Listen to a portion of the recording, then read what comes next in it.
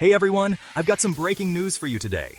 President Trump has just announced a delay on those hefty 25% tariffs against Mexico and Canada.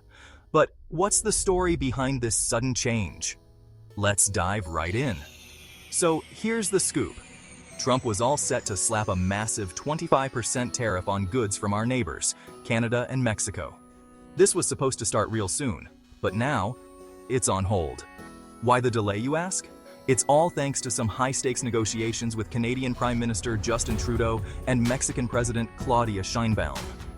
Initially, these tariffs were meant to put pressure on Canada and Mexico to step up and address illegal immigration and the flow of fentanyl into the U.S. But after some intense talks, Trump decided to hit the pause button for at least 30 days. This gives everyone a bit of a breather. Businesses, consumers, you name it. But don't get too comfortable just yet. The Trump administration has made it clear that if Canada and Mexico don't meet certain demands, those tariffs could still come into play. So, the clock is ticking. Now, let's talk about the agreements that made this delay possible. Both Canada and Mexico have promised to take some serious steps to tackle immigration and drug trafficking. They're going to deploy more personnel and technology to their borders, with the U.S. Mexico, specifically, has committed to ramping up efforts to stop Central American migrants from traveling through its territory to the U.S. border. The finer details are still being worked out, but everyone's watching to see how effective these measures will be.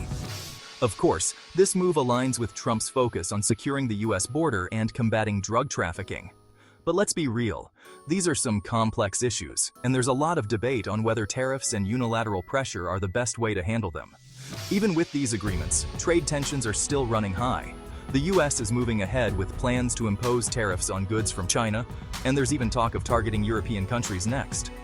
Global trade is in a bit of a whirlwind right now, and everyone's feeling the impact.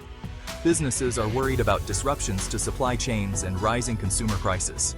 The International Monetary Fund has even warned that these tariffs could slow down global economic growth. So while this delay gives us a little breathing room, it's far from over. The big question now is whether the Trump administration will lean towards a more multilateral approach or stick with tariffs as their primary negotiating tool. Only time will tell.